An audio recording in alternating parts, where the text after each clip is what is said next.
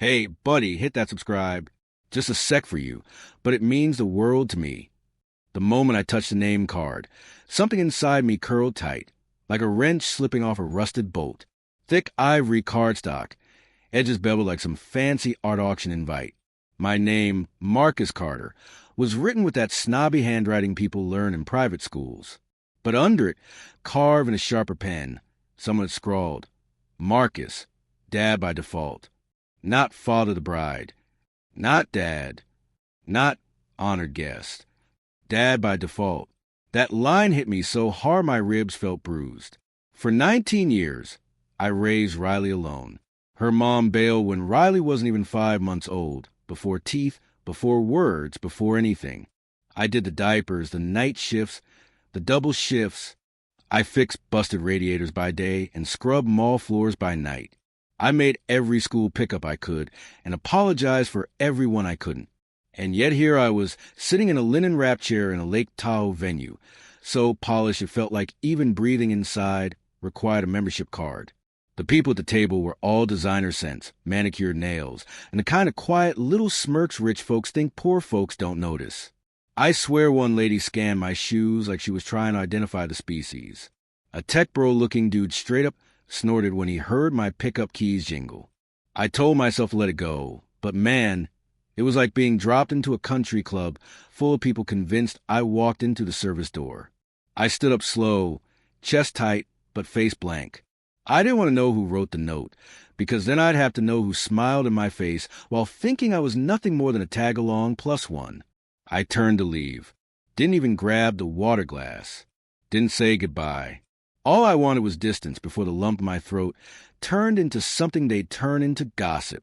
Across the room, Riley was glowing, lace dress shining, hair soft, smiling like she was built out of sunlight. She looked happy. Or maybe she was just trying, and I didn't want to ruin her day. So I walked. But right as I hit the hallway, the music cut out. Then the mic crackled. Then a hush fell so sharp it almost echoed. When I turned around, Riley was standing barefoot on the dance floor, heels dangling from one hand, gripping her fiancé's wrist like she was tired of holding on to something that wasn't hers. "I'm done," she said into the mic. Steady, strong, no wobble. For a second, everyone laughed, like it was a quirky bridal moment. But then she let go of him like she was dropping trash in a bin. "We're leaving." She didn't wait for applause, didn't wait for explanations. She just walked straight toward me, dress dragging through petals and spilled champagne. "Let's go," she said, grabbing my arm. I couldn't even process it. We walked through that $1,000,000 hall, like we were ghosts passing through people who suddenly didn't know where to look. No one stopped her. No one dared. We drove for 40 quiet minutes, nothing but the road hum and the soft rustle of Riley's dress every time she breathed. Her makeup was perfect, but her jaw was tight like she was biting down on the truth. When the wedding playlist autoplayed from her phone, I shut it off without a word, and she didn't object. That's when I knew something deeper was burning inside her. Deeper than anger, deeper than heartbreak. She took the Sacramento exit, without GPS. My house isn't fancy, but it's ours. Paint chipped, fence crooked, yard a mess. But the lights have stayed on every year she's been gone. She parked, hands still clamped around the wheel. "Finally," she whispered, like she'd been holding her breath for months. Then she showed me the video. Crystal clear audio, too clear. Her fiancé's dad half drunk, making cracks about the janitor dad like the words tasted sour. His wife correcting him, not handyman janitor, and laughing like cruelty was classy. Then the worst part, Brent, her fiancé, grinning as he joked about how she could have had her real father walk her down the aisle. Her real father, the man who left before I even knew how to swaddle a baby correctly. When the video ended, my chest felt hollow. Not broken, empty, as if these people had sucked the air right out of my lungs. Riley said she found the car the night before. She let the wedding day happen because she needed proof, like she was doing an autopsy on their souls. She pulled out legal documents next. Prenups she never signed. Contracts she renegotiated and they ignored. Then papers proving she had been building something huge, a biotech company she co-founded, valued at nearly 80 million.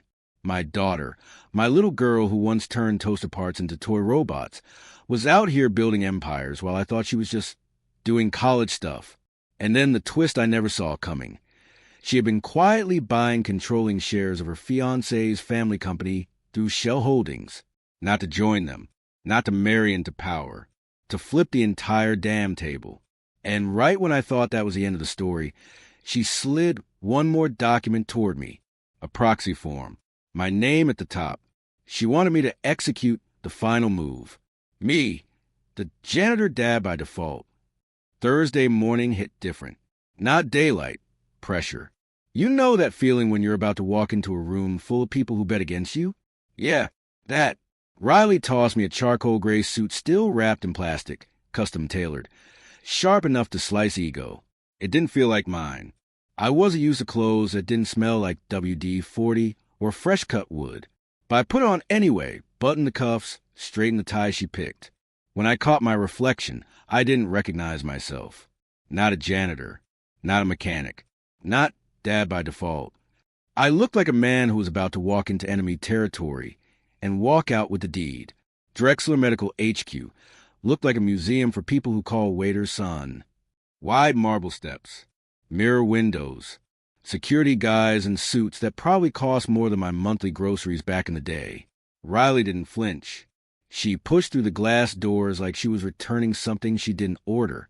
I followed her, heartbeat stubborn but steady. The boardroom was already full.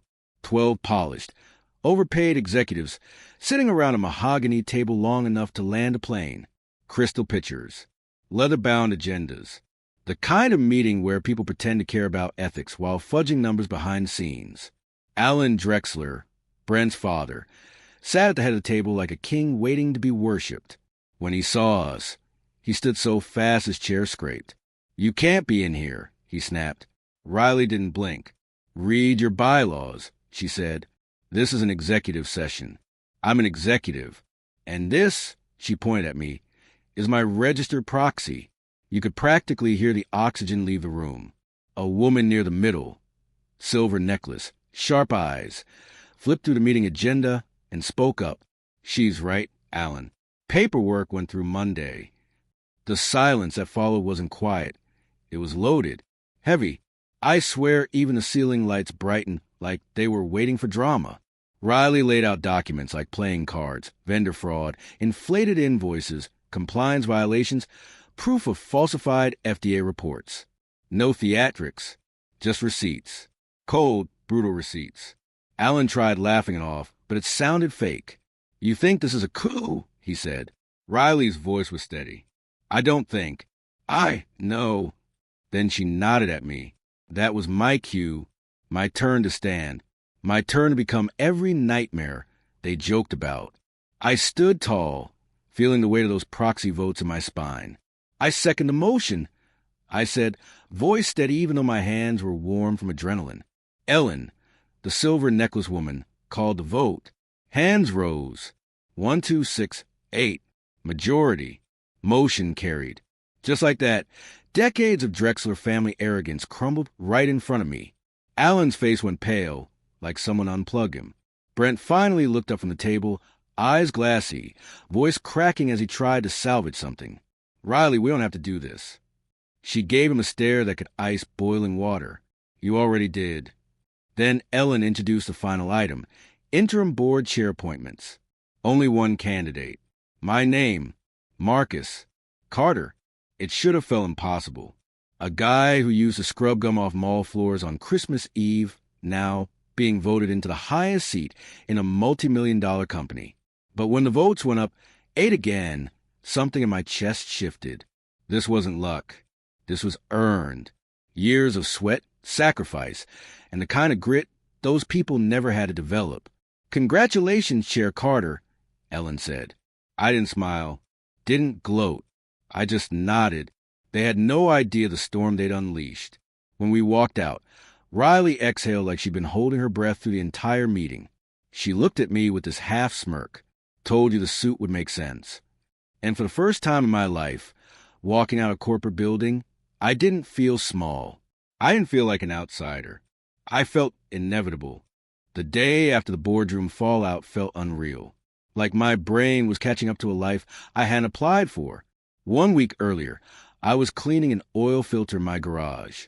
Now, I was the interim chair of a company rich people brag about at golf courses. Riley made coffee like nothing seismic had happened. She moved around the kitchen barefoot, hair tied up, humming like she'd just dethroned an entire bloodline yesterday.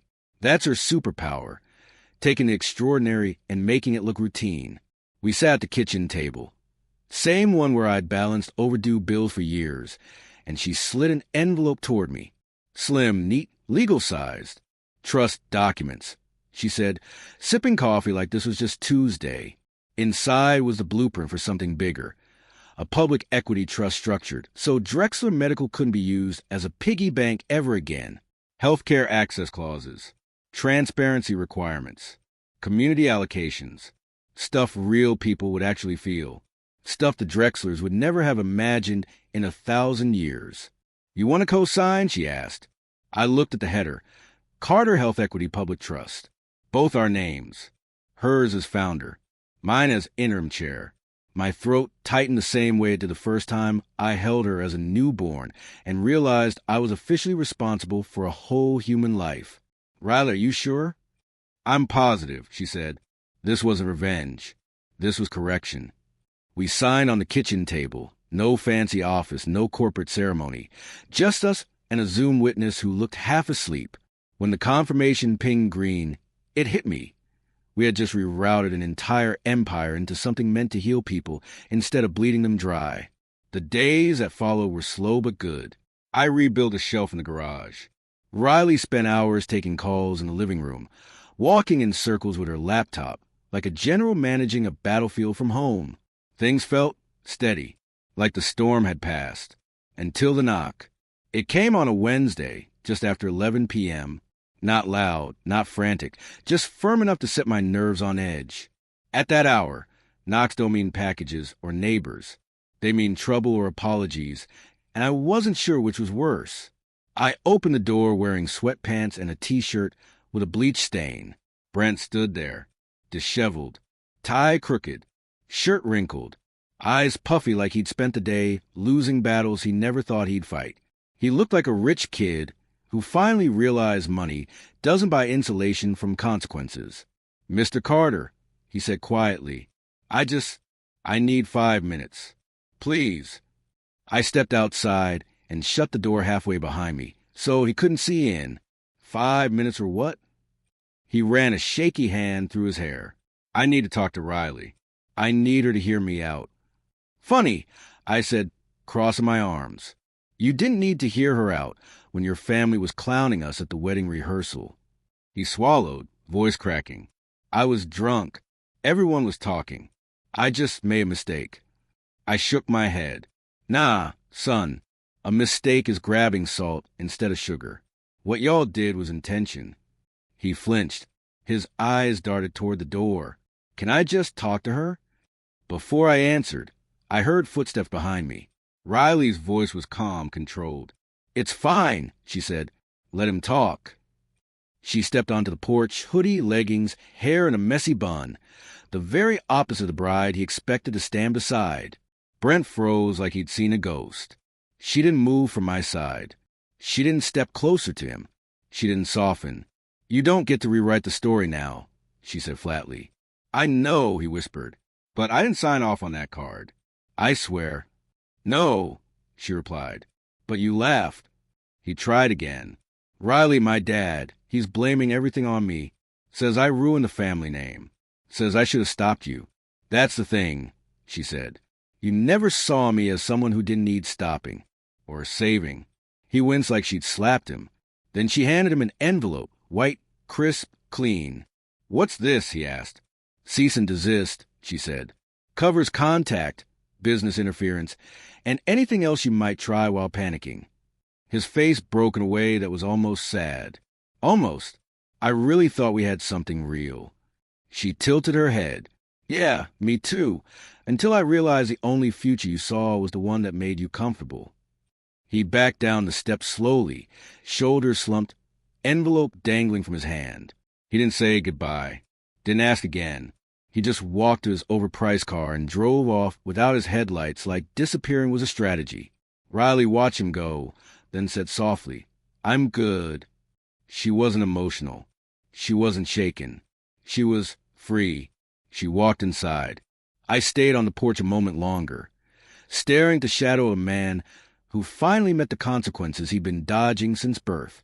Back inside, her hands were steady as she poured water. Mine weren't, because something told me this wasn't the last ghost from the Drexler family that would show up at our door. The next knock came 3 days later, mid-afternoon, sun blazing through the blinds like it was trying to eavesdrop. I was in the garage sorting through old tools I should have thrown away years ago.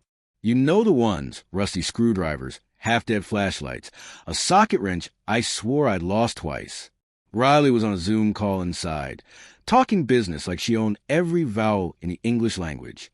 Everything felt functional, calm, like life had finally smoothed out for a minute. Then bam, bam, bam. 3 knocks.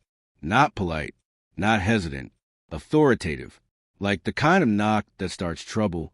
I wiped my hands on an old rag and opened the front door, expecting a neighbor, maybe a delivery guy. Instead, I saw a woman mid-50s, sharp bob haircut, expensive blazer, posture stiff enough to iron shirts on. Her expression was the kind that people in power wear when they're used to getting answers quickly. "Mr. Carter?" she asked. "Depends," I said. "Are you selling something?" Her lips twitched, not quite a smile. "No, I'm Ellen Carter." I blinked. "From the board?" She nodded once. "I believe we're very distant cousins," she added dryly. "But that's not why I'm here." She stepped inside without waiting for an invitation. Corporate people are allergic to waiting, and scanned the house like she was reading a resume. Riley came out the hallway, paused mid-sentence, and muted her laptop. "You could have emailed," Riley said. "I could have," Ellen replied, "but I needed to see him." Her needing to see me. This was already weird. She placed a sleek black folder on the table, same table where Riley and I signed the trust papers, and folded her hands like a judge about to deliver a verdict. "I'm here because the Drexler family is mobilizing," she said. Riley crossed her arms. "Of course they are." Ellen cleared her throat. "I don't mean complaining or whining. I mean strategizing. Quiet meetings, calls to secondary investors, attempts to buy back influence. They're trying to build a counter-share alliance." I felt a warmth in my neck, the kind you get when someone who already kicked you once is gearing up for another shot. "What do they want?" I asked. Ellen looked directly at me. "You, off the board." Riley scoffed. "Not happening."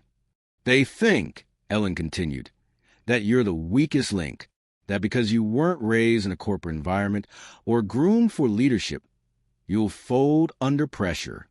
I laughed once, short, dry. "So, same old story." Ellen slid the folder toward me. Inside were corporate filings, letters from Drexler attorneys, outlines of the emergency meeting they were trying to call. They wanted to paint me as unqualified, emotionally compromised, improperly appointed. Basically, every elitist phrase in the dictionary. "And that's not all," Ellen said. "They're preparing to use personal attacks, background checks, financial digs, whatever dirt they think exists." Riley's jaw clenched. She leaned forward. "You came here because you think they'll intimidate him?" Ellen shook her head. "I came because I know they won't. But I need him to be ready for the next few weeks. They're not done.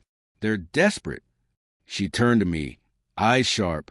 "Marcus, they see you as a symbol, a threat to the power structure they built their whole lives protecting. You didn't come up through their channels. You didn't play their games. You weren't supposed to have a seat at that table. And now that you do, they want you out."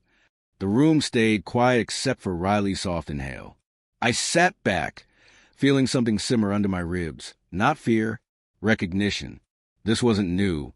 I'd earned everything in my life by walking into rooms where people assumed I didn't belong. I didn't need their permission then. I didn't need it now. "So, what exactly are you asking me?" I said. Ellen's answer was simple, but heavy: to stay in the fight. She stood. shaking my hand firmly. "You have more support on the board than you think," she said. "But they need to see you stand tall. They need to see you own the position." When she left, Riley closed the door gently, then leaned her forehead against it for a second. "They think you're the weak link," she said. I shrugged. "Then they don't know me at all." She looked at me, really looked at me, eyes fierce but proud. "You ready?" "Born ready," I said. But deep down, I knew this wasn't going to be a boardroom fight. This was going to get personal, ugly, uncomfortable, and the Drexlers weren't the type to lose gracefully. The Drexlers didn't waste time. When people with money feel cornered, they don't fight clean. They fight with every dusty weapon they can dig out of their past. And mine? Well, I had a few dents. Nothing criminal. Nothing shameful. Just the kind of hard life stuff rich families think disqualifies you from breathing their air. It started subtly. A news outlet ran a tiny column, nothing big, about recent changes at Drexel Medical's leadership. No names mentioned, but one sentence caught my eye like a punch. Sources note the interim chair has limited formal education and a work history inconsistent with executive-level experience. Yeah, that was them. Their fingerprints were all over it. You could smell the entitlement through the ink. Riley saw the article before I did. She stormed into the kitchen, phone in hand, expression sharp enough to cut glass. "They're testing the waters," she said, pacing tight circles, trying to see if people will buy into the narrative. "What narrative?" I asked. "That you're unqualified," she said. "That you're a fluke. That you tripped and fell into power." I snorted. I wish that's how life worked. "Yeah," she muttered. "Me too." But that was just a warm-up. The Rayall hit came the next morning. I was in the driveway grabbing tools from my truck when a black sedan rolled up, sleek, tinted windows, moving slow like it wasn't sure it belonged on my block. A man stepped out in a suit too crisp for the neighborhood. He didn't introduce himself, didn't smile, didn't blink much. "Mr. Carter?" I wiped my hands on my jeans. "Who's asking?" He handed me a sealed letter, heavy envelope, embossed crest, expensive paper smell. "A courtesy notice," he said, "from Drexler Legal." Before I could respond, he got back in the car and drove off like he was late for a villain convention. Riley rushed outside when she heard the door slam. "What's that?" I opened it. Inside, every job I'd ever had, every address I'd lived at, old debts, late payments, a DUI from 22 years ago that had been expunged, stuff most people forget or move on from. The Drexlers had dragged every skeleton out of storage, polished them, stuck bow ties on them, and stacked them neatly in a folder labeled Evidence of Instability. Riley's hands curled into fists. "They're trying to discredit you." I flipped through the papers slowly. They had to dig deep for some of this. "That's the point," she said. "They want to rattle you. They want you to crack so they can say, 'See? Told you.'" I sat down on the tailgate of my truck. Old memories hit me like gusts. Working 3 jobs, missing her school plays, eating leftovers while she finished homework, hiding overdue bills in a drawer so she wouldn't worry. "Riley," I murmured, "I'm not ashamed of this." "I know," she said, "but they want you to be." She snatched the folder from my hands, marched to the garbage bin, and dropped it in. The entire packet landed with a hollow thud that felt final. Then she stormed back toward me, jabbing a finger at my chest. "You listen to me," she said, voice trembling, not from fear but fury. "You survived everything those people wouldn't last 1 week enduring. You kept a roof over us. You kept me safe. You kept us alive. They can't weaponize what built us." I breathed in slow. Her words hit deep, but something in me shifted too. "If they want to drag my past out," I said, "fine, but they forgot one thing." "What?" "I'm not running from it." Riley's shoulders loosened for the first time all morning. A small smile crept across her face. "I was hoping you'd say that." But the Drexlers weren't done. No, that first attack was just them checking if I would fold. The real blow came later that night. I was watching an old car restoration show on TV, half zoned out, when my phone buzzed. A number I didn't know. Normally, I ignore those, but something in my gut told me to answer. Mr. Carter? The voice was shaky, nervous. This is Walter Drexler, Alan's brother. I sat up straighter. What do you want? He swallowed hard, the sound crackling through the phone. They're planning something. Something bigger. You need to hear this, before it's too late. Walter Drexler wasn't someone I ever expected to hear on my phone. The man had barely looked at me during the board meeting, more interested in his cufflinks than in my existence. But tonight, his voice wasn't polished or smug. It was frayed at the edges, like someone trying to hold a cracked window together with his bare hands. I shouldn't even be calling, he said, breath shallow. If Alan finds out. Then talk fast, I said. He hesitated. I could hear papers rustling, maybe a hand shaking. My brother's planning to call an emergency shareholders summit. Not a meeting, a takeover attempt. Riley, who'd been sitting across from me scrolling through emails, looked up instantly. The air shifted. She moved closer, silently telling me to put the call on speaker. I did. Walter swallowed audibly. He wants to challenge the board vote from last week. He's hiring private investigators, spinning narratives, reaching out to legacy investors, trying to build a coup from the outside in. Riley's voice was calm, but dangerous. They won't reach quorum. We locked the trust. You don't understand, Walter said quickly. Alan's banking on public pressure. Scandal. If he can make Marcus look unstable, unpredictable, unprofessional, he thinks the board will cave. He thinks you will cave. I leaned back, jaw tightening. So their whole plan is to embarrass me out of position? Yes, Walter breathed. And Marcus, they hired someone, a consultant, someone who specializes in. He broke off. In what? Riley pressed. In destroying reputations. He exhaled shakily. Alan wants to drag out the worst chapters of your life and turn them into headlines. Anything he can exploit. Bankruptcy filings. Missed payments. Your daughter's school absences when she was younger. The deal you had when you were barely old enough to know better. He paused. Then he said the part that actually stung. He wants to make you look like a liability to your own daughter. Riley's eyes flared quiet, cold rage. The kind that doesn't burn loud. The kind that burns clean. And why are you telling us this? She asked sharply. Walter's voice cracked. Because I'm tired. Tired of lies. Tired of covering for him. Tired of pretending our name stands for something when we've been rotting from the inside for years. He hesitated again.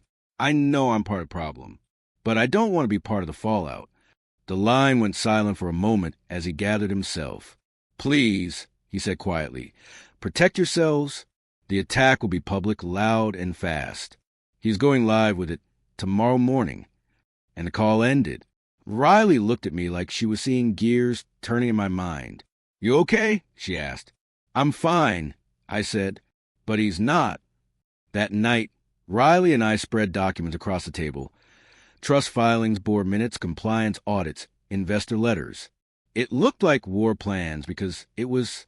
But the difference between us and the Drexlers, we didn't fight with shadows.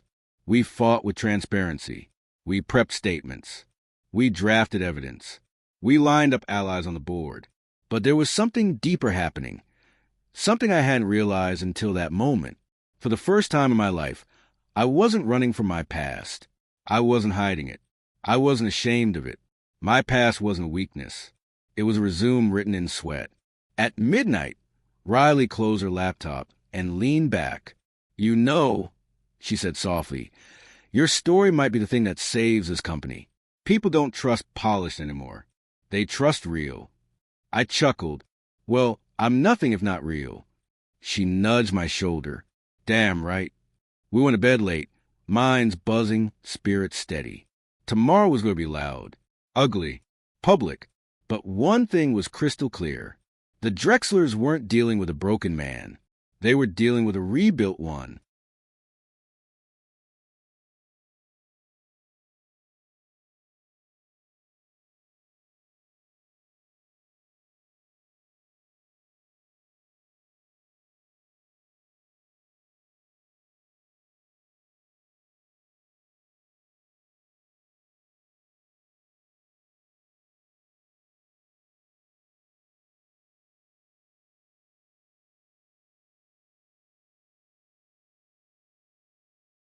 Morning didn't arrive softly. It hit like a siren. Riley shook me awake before sunrise, her phone lighting the room with a white glow. "Dad," she said, voice tight. "It's happening." I sat up, rubbing my eyes. "What's happening?" She handed me her phone. A live stream, a podium, a Drexler medical banner. And front and center was Alan Drexler, wearing a Navy suit and a smile full of venom. "Effective immediately," he said into the mic. "We've initiated a petition to challenge the legitimacy of the interim board chair. Marcus Carter, appointed through questionable proxy arrangements, carries a history of instability, financial irresponsibility, and personal conduct unbecoming of leadership." He paused dramatically, letting the cameras zoom in. "And for the sake of our shareholders, our employees, and the integrity of this company, we demand his removal." Riley muted it before I could throw her phone through the wall. My jaw tightened. "Well," I said, "there it is." But then Riley turned the volume up, because something unexpected happened. A reporter shouted a question. "Do you have evidence of these claims?" Alan hesitated, then stuttered, then, "We're still compiling." Another reporter cut him off. "So you're smearing him before you verified anything?"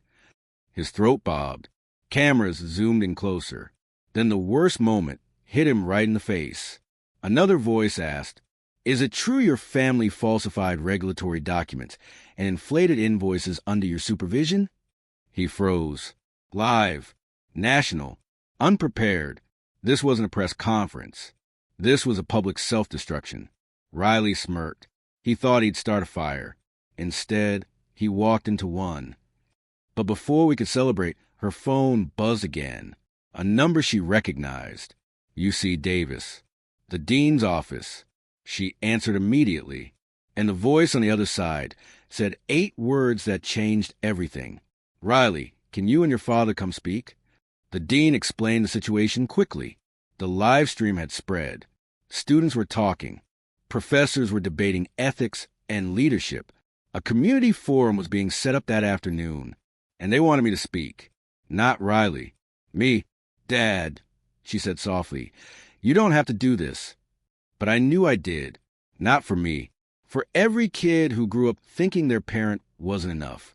For every worker told they didn't belong in places built for the rich. For every family who survived on grit instead of inheritance.